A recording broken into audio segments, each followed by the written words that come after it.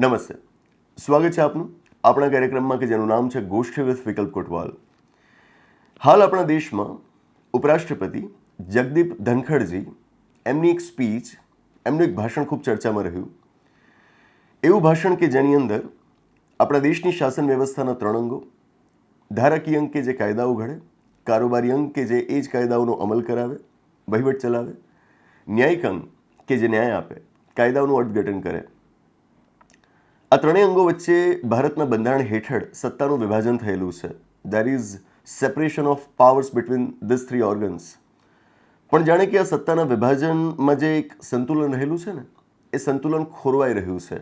આવો એક ટોન હતો જગદીપ ધનખડજીની એ સ્પીચની અંદર. જાણે કે તેઓ ફરિયાદ કરી રહ્યા હતા કે આ 3 અંગોમાંનું એક ન્યાયતંત્ર, આપણી અદાલતો, આપણી સુપ્રીમ કોર્ટ એ હદ ઓળંગી રહી છે. ભારતના બંધારણ હેઠળ એમને જેટલી સત્તાઓ આપવામાં આવી છે એનાથી તેઓ ઉપર જવાની કોશિશ કરી રહી છે. એ બાકીના બંને અંગોને દબાવવાની કોશિશ કરી રહી છે.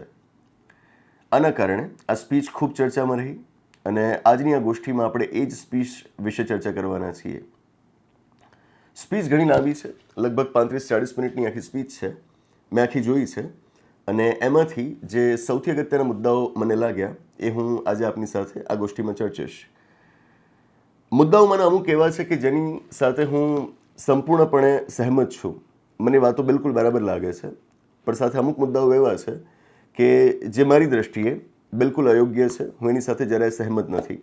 બંને પ્રકારના મુદ્દાઓ હું આપની સાથે ચર્ચીશ. સૌથી પહેલો મુદ્દો કે જે એમણે સ્પીચની શરૂઆતમાં જ ઉપાડ્યો હતો એ હતો જજીસની ઓનેસ્ટી વિશે, એમની એકાઉન્ટેબિલિટી વિશે, ન્યાયાધીશોની પ્રામાણિકતા અને એમની જવાબદેહિતા, એમને મળેલું પ્રોટેક્શન, એમને મળેલી પ્રતિરક્ષા, એમને મળેલું રક્ષણ. થોડા સમય પહેલાં જ એક કિસ્સો બહાર આવ્યો, માંડ એકાદ મહિના પહેલાંની જ વાત છે કે એક હાઈકોર્ટના ન્યાયાધીશના ઘરે આગ લાગી અને જ્યારે ત્યાં આગળ લોકો આગ ઓલવવા માટે પહોંચ્યા તો શું જુએ છે, ત્યાં તો બહુ મોટી માત્રામાં કેશ પડેલું છે. એ કેશ ક્યાંથી આવ્યું? જજનો જેટલો પગાર હોય છે એ પ્રમાણે તો એટલું બધું કેશ એમના ઘરે હોય જ નહીં. તો કેશ આવ્યું ક્યાંથી? શું આનો જવાબ આજ દિન સુધી આપણને મળ્યો ખરો? ના, એનો હજુ સુધી આપણને કોઈ સંતોષકારક જવાબ નથી મળ્યો. ઉપરાષ્ટ્રપતિજી કહે છે કે આ મામલે કોઈ એફઆઈઆર પણ નથી નોંધાઈ. સામાન્ય રીતે આવું કંઈક થાય તો સીધું જ પ્રોસિક્યુશન શરૂ થઈ જાય, કાર્યવાહી શરૂ થઈ જાય, પણ અહીં આગળ એવું કંઈ થયું નથી. કારણ તેઓ સમજાવે છે કે જો તમારે એફઆઈઆર પણ ફાઇલ કરવી હોય ને તો એના માટે પણ તમારે જ્યુડિશિયરીની પરમિશન લેવી પડે. આટલું પ્રોટેક્શન એમની પાસે કેમ છે? ભારતનું બંધારણ તો એમને આવું કોઈ રક્ષણ આપતું નથી. જગદીપ ધનખડજી પોતાની સ્પીચમાં કહે છે કે ભારતનું બંધારણ આ પ્રકારની ઇમ્યુનિટી એટલે કે આ પ્રકારની પ્રતિરક્ષા માત્ર રાષ્ટ્રપતિ અને રાજ્યપાલોને આપે છે, ન્યાયાધીશોને નથી આપતું. તો પછી આ પ્રતિરક્ષા ન્યાયાધીશો પાસે આવી ક્યાંથી કે એમની વિરુદ્ધ જો એફઆઈઆર કરવી હોય તો તમારે જ્યુડિશિયરીની પરમિશન લેવી પડશે? આ ખોટું છે, એને તેઓ નકારે છે. તેઓ કહે છે કે આ મામલે ઇન્વેસ્ટિગેશન કરવા માટે એ લોકોએ જાતે 3 સભ્યોની બનેલી એક સમિતિ તૈયાર કરી અને એ સમિતિ અત્યારે આ મુદ્દે જાંચ પડતાલ કરી રહી છે. તેઓ સવાલ કરે છે કે આવી કોઈ કમિટી તેઓ જાતે કેવી રીતે બનાવી શકે? ન્યાયતંત્રનું, અદાલતનું કામ આ નથી. અદાલતનું કામ શું હોય? ન્યાય આપવાનું, કાયદાઓનું અર્થઘટન કરવાનું, ઇન્વેસ્ટિગેશનનું નહીં. ઇન્વેસ્ટિગેટ કરવાનું કામ એ કારોબારીનું હોય, વહીવટી અંગનું હોય, ન્યાયતંત્રનું ન હોય. અહીં આગળ થઈ રહ્યું છે કે જાણે ન્યાયતંત્ર પોતાનો મામલો પોતાની જાતે જ સમેટી રહ્યું છે. અને એટલે જ હું માનીશ કે અહીં ન્યાયાધીશોની પ્રામાણિકતા વિશે જે સવાલ ઊભો કરવામાં આવ્યો છે એ યથાયોગ્ય છે અને આ મામલે જે એક નિષ્પક્ષ તપાસ થઈને હકીકતો બહાર આવવી જોઈએ એ હજુ સુધી આવી નથી અને આને બહાર લાવવા માટે ન્યાયતંત્ર ઉપરાંત બીજા કોઈક અંગને પણ આની અંદર સામેલ કરવું જ રહ્યું. તો જ ડેમોક્રેસી સ્ટ્રેન્થન થાય. એક જ અંગ પોતાની રીતે બધું નક્કી કરી નાખે ન ચાલે. 3 અંગો તૈયાર કરેલા છે અને આપણે નાગરિક તરીકે પણ એની અંદર ભાગીદાર બનીએ તો વધારે જ સારું. ગમે તેમ પણ ન્યાયતંત્ર પોતાની રીતે આખો મામલો સમેટી લે એ યોગ્ય ન કહેવાય. બીજી એક વાત, એમણે ભારતના બંધારણના અનુચ્છેદ 124નો ત્યાં આગળ ઉલ્લેખ કર્યો. 124મો અનુચ્છેદ કે જે સુપ્રીમ કોર્ટ વિશે છે અને તેઓ સમજાવે છે કે આ અનુચ્છેદની અંદર શબ્દ વપરાયેલો છે કન્સલ્ટેશન, નહીં કે કોન્કરન્સ. બહુ અગત્યની વાત કરી એમણે. ક્લાસરૂમની ચર્ચાઓમાં તો અમે વિદ્યાર્થીઓને બધું શીખવતા જ હોઈએ, પણ હવે એને આ મંચ ઉપર મૂકવું પણ ગમશે. કન્સલ્ટેશનનો અર્થ એ થાય કે તમે કોઈકની સાથે મંત્રણા કરી, બસ કરી. મંત્રણા બાદ એમની જે સલાહ આવે એ પ્રમાણે તમારે ચાલવું એ બંધન કરતા ન હોય, ફરજિયાત ન હોય. તમે એ પ્રમાણે ચાલો તોય ઠીક, ન ચાલો તોય ચાલે. પણ જ્યારે તમે કોઈની સાથે કોન્કરન્સ કરો છો ને, તો કોન્કરન્સ બાદ એમની જે સલાહ તમારી પાસે આવે તમારે મુતાબિક ચાલવું જ પડે. કન્સલ્ટેશનમાં તમે એમની સલાહ મુજબ ચાલવા બંધાયેલા ન હો. કોન્કરન્સ એટલે કે જ્યાં તમે કોઈકની સાથે મંત્રણા કરશો પણ મંત્રણા બાદ એમની જે સલાહ આવશે એ પ્રમાણે તમારે ચાલવું પડશે. તો ઉપરાષ્ટ્રપતિજી કહે છે કે 124માં અનુચ્છેદની અંદર કન્સલ્ટેશન શબ્દ વપરાયેલો છે, પણ પાછળથી સુપ્રીમ કોર્ટે કન્સલ્ટેશન શબ્દનો અર્થ શું કાઢ્યો? કોન્કરન્સ. સેકન્ડ જજીસ કેસ થયો હતો આપણી સુપ્રીમ કોર્ટમાં, અને એ કન્સલ્ટેશન શબ્દનો અર્થ કોન્કરન્સ લઈને સુપ્રીમ કોર્ટે કોલેજિયમ સિસ્ટમ વિકસાવી. કોલેજિયમ સિસ્ટમ કે જેના વિશે આપણે અગાઉ વાત કરી ગયા છીએ કે સુપ્રીમ કોર્ટ અને હાઈકોર્ટ્સના ન્યાયાધીશોને નિયુક્ત કરવા માટે આ એક વ્યવસ્થા છે, કોલેજિયમ સિસ્ટમ, કે જેમાં ન્યાયાધીશો જ નક્કી કરતા હોય છે કે નવો ન્યાયાધીશ કોણ બનશે, સુપ્રીમ કોર્ટના જજ કોણ બનશે, હાઈકોર્ટ્સના જજીસ કોણ બનશે. એ બધું એમના દ્વારા નક્કી કરવામાં આવતું હોય છે. આની સીધી કોઈ બંધારણમાં જોગવાઈ નથી. તો જગદીપ ધનખડજી સમજાવે છે કે 124માં અનુચ્છેદમાં તો શબ્દ વપરાયેલો છે કોન્સલ્ટેશન, તો તમે એનો મતલબ કોન્કરન્સ કેવી રીતે નીકાળ્યો? અને આમ કરીને તમે કોલેજિયમ સિસ્ટમ વિકસાવી, શું યોગ્ય છે? આ વિષય ઉપર આપણે પહેલાં પણ ગોષ્ઠી કરી ગયેલા છીએ, અને ત્યાં પણ મેં કહ્યું હતું કે કોલેજિયમ સિસ્ટમની અંદર ઘણા જ લૂપ હોલ્સ છે. આ સિસ્ટમને બદલવાની તાતી જરૂરિયાત છે. પણ હા, એને બદલવામાં એવું ન થઈ જાય કે જજીસની અપોઇન્ટમેન્ટ સંપૂર્ણપણે સરકારના હાથમાં આવી જાય અને સરકાર પોતે પસંદ કરે એવા ગમે તે વ્યક્તિ કે જે એમને ફાવે છે એવા વ્યક્તિ જજ બનીને આવે. એવું તો ન જ હોવું જોઈએ, પણ કોલેજિયમ સિસ્ટમ પણ ન હોવી જોઈએ, અથવા તો એની અંદર સુધારા આપણે કરવા જોઈએ. ત્રીજો એક મુદ્દો જે એમણે ઉપાડ્યો છે ખરેખર ખૂબ મહત્વનો છે. તેઓ સવાલ કરે છે કે આપણી સુપ્રીમ કોર્ટ એ ભારતના રાષ્ટ્રપતિને કઈ રીતે નિર્દેશ કરી શકે, કઈ રીતે એમને આદેશ આપી શકે. હવે સવાલ છે કે સ્પીચમાં આ મુદ્દો ક્યાંથી આવ્યો? તો હમણાં જ અઠવાડિયા પહેલાં જ સુપ્રીમ કોર્ટનું એક ઇમ્પોર્ટન્ટ જજમેન્ટ આવ્યું હતું કે જેના ઉપર પણ આપણે ગોષ્ઠી કરેલી છે. તમિલનાડુ રાજ્યના રાજ્યપાલ વિશે આ જજમેન્ટ હતું કે જેમાં ઐતિહાસિક ચુકાદો માનવામાં આવે છે, કારણ કે એની અંદર સુપ્રીમ કોર્ટે ગવર્નરને કહ્યું કે જ્યારે રાજ્યની ધારાસભાઓમાંથી બિલ પાસ થઈને તમારી પાસે આવે ને, તો તમારી પાસે કોઈ એબ્સોલ્યુટ વીટો પાવર નથી હોતો. મતલબ કે તમે એને સીધું જ નકારી શકો કે હું એને કાયદો નહીં બનવા દઉં, મંજૂરી નહીં આપું, એવું તમે ન કરી શકો. અને સાથે કહ્યું કે તમારી પાસે કોઈ પોકેટ વીટો પાવર પણ નથી હોતો. ઐતિહાસિક એટલા માટે માનવામાં આવ્યું કે એબ્સોલ્યુટ વીટો અને પોકેટ વીટોનો ખ્યાલ તો એમણે સ્પષ્ટ કર્યો જ, પણ સાથે ગવર્નરે કેટલા સમયમાં રિસ્પોન્ડ કરવું, જ્યારે બિલ એમની પાસે આવે તો કેટલા સમયમાં એમણે જવાબ આપવો, એ સમય સીમા પણ એમણે બાંધી આપી. જે બધી સમય સીમાઓની વાત આપણે એક અલગ ગોષ્ઠીમાં પહેલાં કરેલી છે. રાજ્યપાલ માટે એમણે સમય સીમાઓ નક્કી કરી. સુપ્રીમ કોર્ટે ચુકાદામાં આટલી નહોતી અટકી. સુપ્રીમ કોર્ટ હજુ એક કદમ આગળ વધી અને એમણે રાષ્ટ્રપતિ માટે પણ આ ચુકાદાની અંદર સમયસીમા નક્કી કરી છે. જ્યારે રાજ્યપાલ રાજ્યનું બિલ મોકલી આપે રાષ્ટ્રપતિને, ત્યારે રાષ્ટ્રપતિએ એના ઉપર 3 મહિનામાં જવાબ આપવાનો રહેશે. આવું સુપ્રીમ કોર્ટે ચુકાદામાં કહ્યું છે. એટલે જ તો જગદીપ ધનખડજી સવાલ કરે છે કે શું સુપ્રીમ કોર્ટ આ રીતે ભારતના રાષ્ટ્રપતિ કે જે ભારત રાજ્યના વડા છે, ભારતના બંધારણીય વડા છે, એમને નિર્દેશ કરી શકે? વાત આટલે નથી અટકતી. સુપ્રીમ કોર્ટનો ચુકાદો તમે આખો વાંચો, 415 પાનાનો ચુકાદો છે. આખો ચુકાદો એક જ ગોષ્ઠીમાં કવર કરવું મુશ્કેલ બની જાય, એટલે કટકે કટકે આપણે એની ચર્ચા કરતા રહીશું.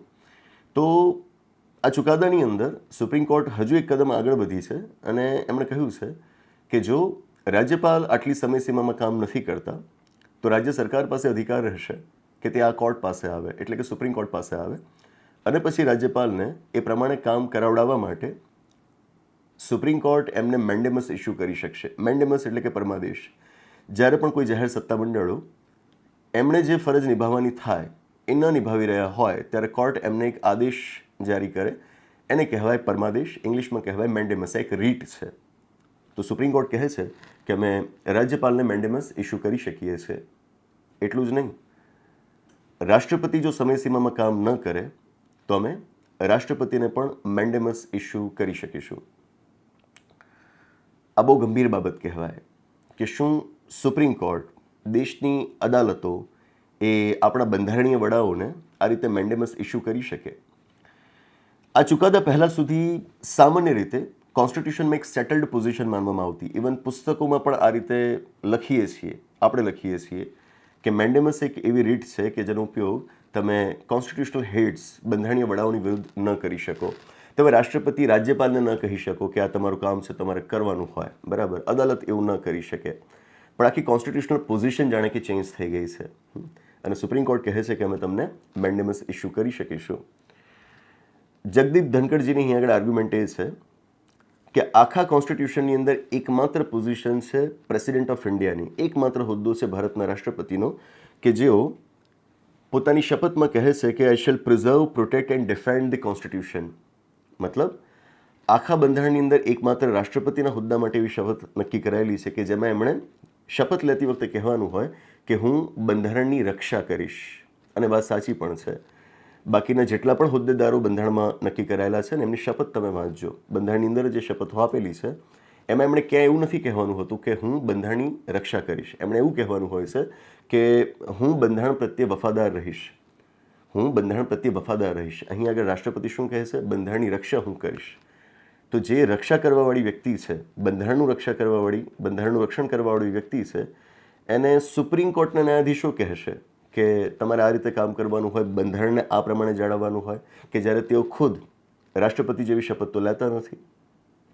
મુદ્દો વિચાર માંગી લેવો છે. સવાલ તો સાથે એ પણ ઊભો થાય છે કે ભારતની અંદર જે સંસદીય વ્યવસ્થા છે એમાં રાષ્ટ્રપતિ અને રાજ્યપાલોએ મંત્રીઓના કહ્યા પ્રમાણે ચાલવાનું હોય. એ વાત બિલકુલ સ્પષ્ટ છે. રાષ્ટ્રપતિ અને રાજ્યપાલ એ નામમાત્રના વડા હોય, એમણે જાતે કોઈ નિર્ણય ન કરવાના હોય. એમના નામે નિર્ણય કરતા હોય મંત્રીઓ, કેન્દ્રમાં પ્રધાનમંત્રી અને તેમનું મંત્રી પરિષદ અને રાજ્યમાં મુખ્યમંત્રી અને તેમની મંત્રી પરિષદ. એમના કહેવા પ્રમાણે તેમણે ચાલવાનું હોય. હવે આ જજમેન્ટ દ્વારા થયું છે શું? રાષ્ટ્રપતિ અને રાજ્યપાલે સુપ્રીમ કોર્ટના આદેશ પ્રમાણે પણ ચાલવું પડશે. તો આ તો એક યુનિક સિચ્યુએશન ઊભી થઈ છે કે જ્યાં અત્યાર સુધી રાષ્ટ્રપતિ અને રાજ્યપાલ એ ફક્ત મંત્રીઓના કહેવા પ્રમાણે ચાલવા બંધાયેલા હતા. હવે તો સુપ્રીમ કોર્ટના આદેશ પ્રમાણે પણ તેમણે ચાલવું પડશે. શું આ યોગ્ય છે? કદાચ ને જો રાષ્ટ્રપતિ સુપ્રીમ કોર્ટનો એ આદેશ આવે છે એ પ્રમાણે ન ચાલ્યા તો શું સુપ્રીમ કોર્ટ આને કન્ટેમ્પ્ટ ઓફ કોર્ટ માનશે? શું એને અદાલતનું અપમાન માનશે? અને જો કન્ટેમ્પ્ટ ઓફ કોર્ટ થાય તો એના માટે પણ આપણા દેશમાં કાયદો છે. એ કન્ટેમ્પ્ટ ઓફ કોર્ટ કરનાર વ્યક્તિને પણ સજા કરી શકાય છે. તો શું રાષ્ટ્રપતિ વિરુદ્ધ પણ કન્ટેમ્પ્ટ ઓફ કોર્ટ બદલ આવી કાર્યવાહી થઈ શકશે? આ સવાલ ઊભા થાય છે. જજમેન્ટ વાંચવામાં, સાંભળવામાં ખૂબ સારું લાગે, પણ એની સાથે આ જે સવાલ ઊભા થતા હોય એના જવાબ મળવા પણ જરૂરી છે.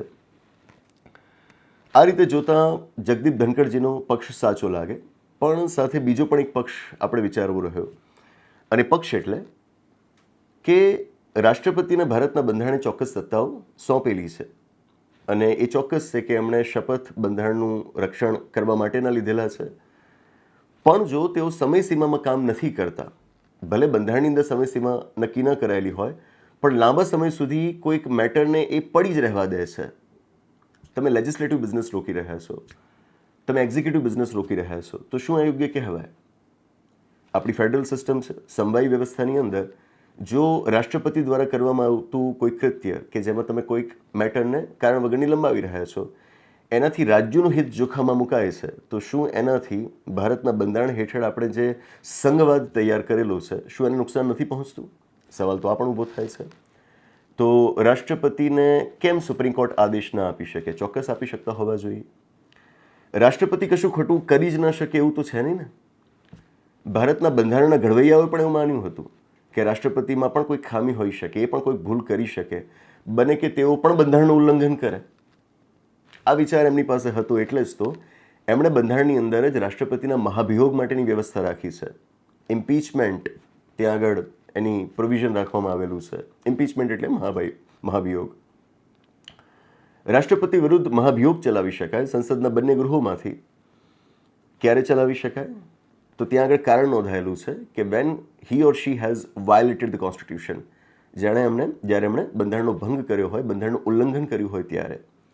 મતલબ કે બંધારણના ઘડવૈયાઓ પણ માને છે કે રાષ્ટ્રપતિ બંધારણ વિરુદ્ધ જઈ શકે, બંધારણનું ઉલ્લંઘન કરી શકે. જો આ દ્રષ્ટિએ જોઈએ તો સુપ્રીમ કોર્ટે જે સમયસીમા પ્રેસિડેન્ટ માટે નક્કી કરી છે એ જરાય ખોટી ન કહેવાય. સુપ્રીમ કોર્ટે જ્યાં આગળ કહ્યું છે કે અમે પ્રેસિડેન્ટ સુદ્ધાને મેન્ડેમસ ઇસ્યુ કરી શકીએ છીએ, એ પણ જરાય ખોટું ન કહેવાય. અને ભૂતકાળમાં પણ આ જ્યુરિસ્પ્રુડન્સ ડેવલપ થયેલું જ છે, ઇવોલ્વ થયેલું જ છે કે જ્યાં રાષ્ટ્રપતિના કૃત્યનો પણ જ્યુડિશિયલ રિવ્યૂ થઈ શકે, એની ન્યાયિક સમીક્ષા થઈ શકે. એમણે વટહુકમ જારી કર્યો હોય એની પણ ન્યાયિક સમીક્ષા થઈ શકે. રાષ્ટ્રપતિ ઇવન કટોકટીની ઘોષણા કરી હોય, પ્રોક્લેમેશન ઓફ એમરજન્સી ઇસ્યુ કર્યું હોય ને, એની પણ તમે ન્યાયિક સમીક્ષા કરાવડાવી શકો છો. તો આની કેમ નહીં? બરાબર. આ રીતે જોતાં પેલા સવાલો ઘણા બધા ઊભા થાય છે જજમેન્ટના આધારે, પણ આ રીતે એના જવાબ પણ મળે છે.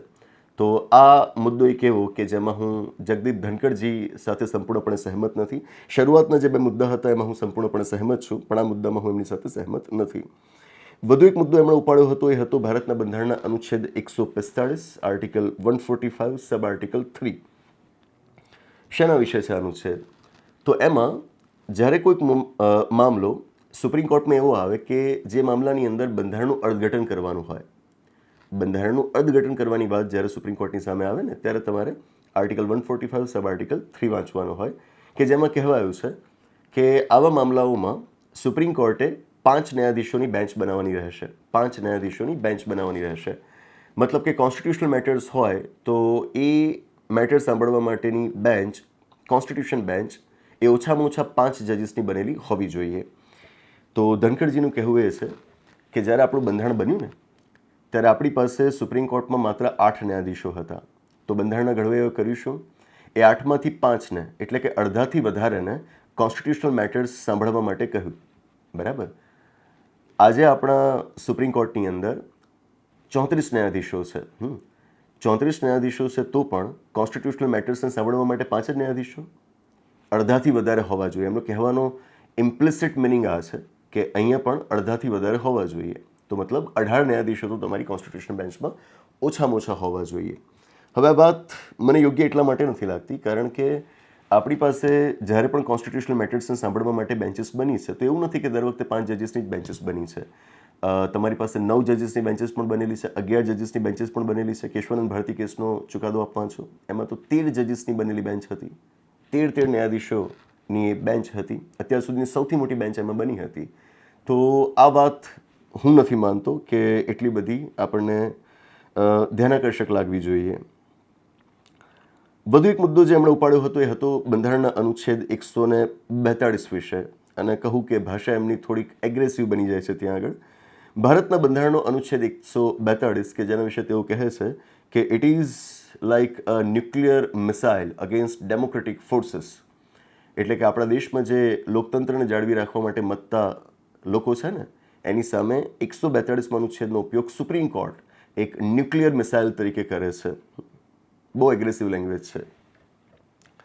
હવે 142 અનુચ્છેદ છે શું? તો 142 અનુચ્છેદમાં એવું કહેવાયેલું છે કે supreme court in the exercise of its jurisdiction may pass such decree or make such order as it is necessary for doing complete justice in any cause or matter pending before it.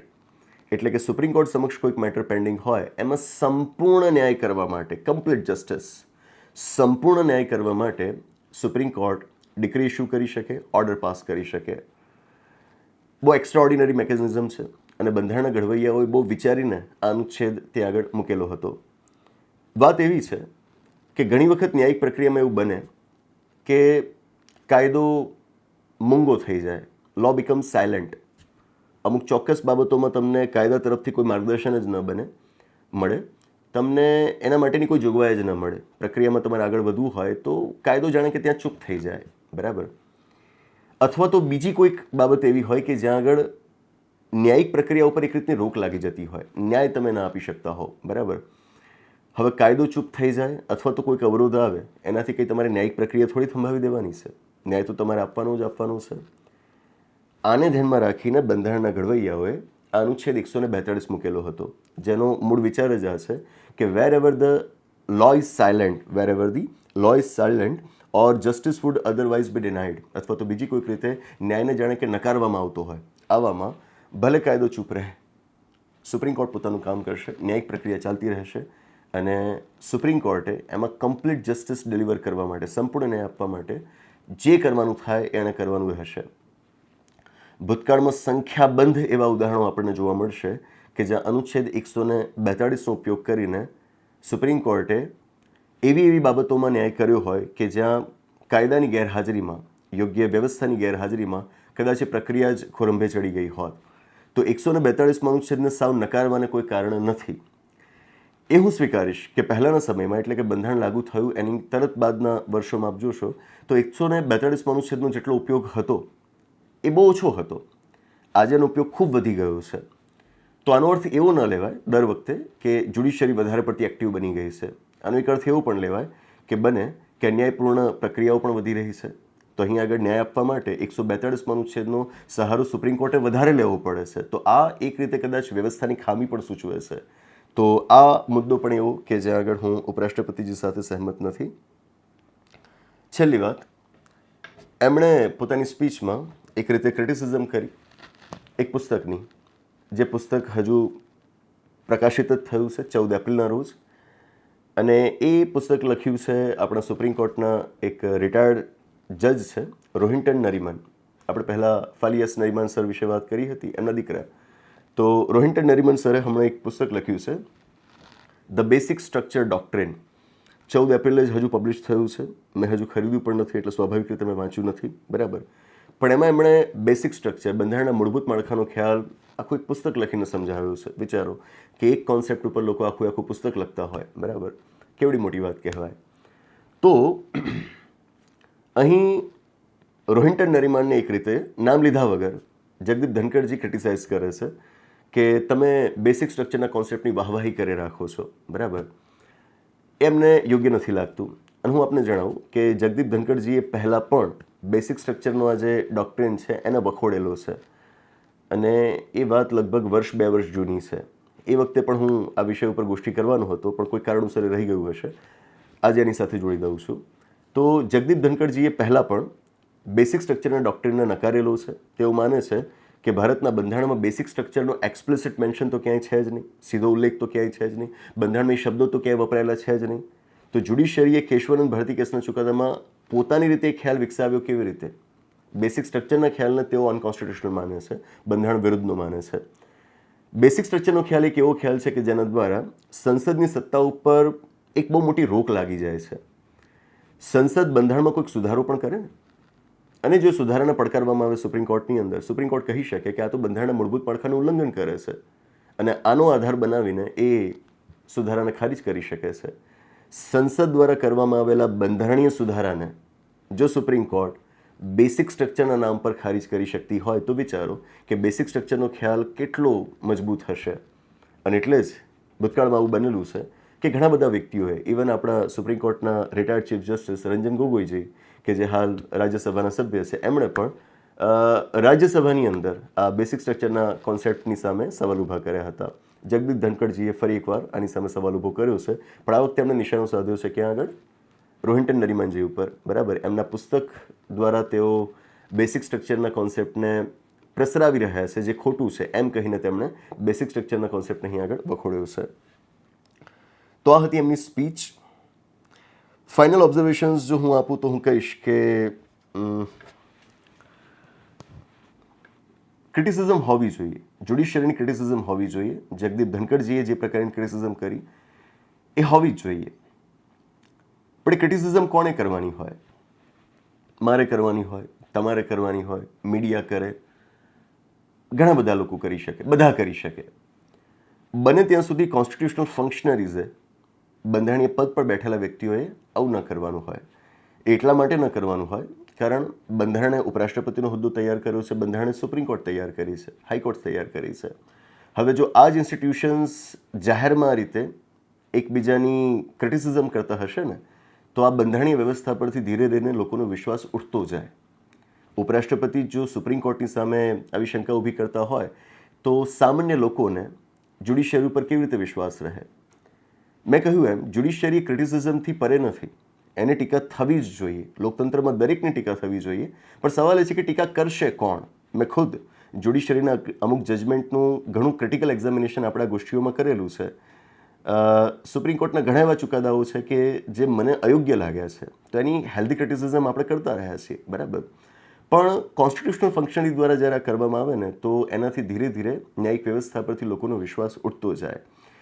વ્યવસ્થાની અંદર વિશ્વાસ બન્યો રહે એ ખૂબ જરૂરી છે અને એ સામાન્ય લોકોનો વિશ્વાસ બન્યો રહે એ વધારે જ જરૂરી છે. તો કોન્સ્ટિટ્યુશનલ ફંક્શનરી હોવાના નાતે ઉપરાષ્ટ્રપતિ તરફથી આ પ્રકારનું કહેવામાં આવે એ થોડુંક અજુગતું લાગે અને એમાં પણ થોડુંક એવું પણ લાગે કે એમાં પોલિટિક્સ પણ છે, રાજનીતિ પણ છે. બરાબર. તો અંગત રીતે હું માનું છું કે આ દ્રષ્ટિએ આ વાતો બહાર તો આવી જોઈતી હતી. જેમ કે મેં કહ્યું ને શરૂઆતના બે મુદ્દા એવા છે કે જેની સાથે હું સંપૂર્ણપણે સહેમત છું, પણ એ વાત ઉપરાષ્ટ્રપતિજીના મોઢે બહાર આવે એ એટલું બધું યોગ્ય નથી. અમુક મામલા એવા પણ છે કે જ્યાં આગળ ઉપરાષ્ટ્રપતિના કાર્યની સામે પણ શંકા ઊભી થાય. જેમ કે અલ્હાબાદ હાઈકોર્ટના એક જજ જસ્ટિસ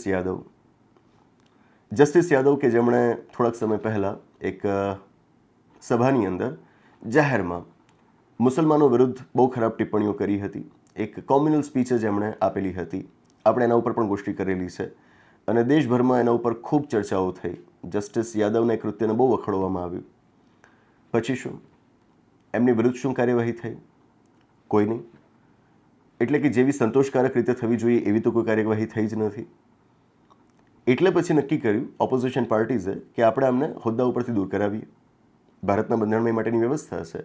સંસદમાંથી તમે રેઝોલ્યુશન પાસ કરાવડાવીને સુપ્રીમ કોર્ટ કે હાઈકોર્ટના ન્યાયાધીશોને હોદ્દા ઉપરથી દૂર કરાવડાવી શકો છો. પણ આના માટે તમારે પહેલાં એક મોશન લાવવાની હોય.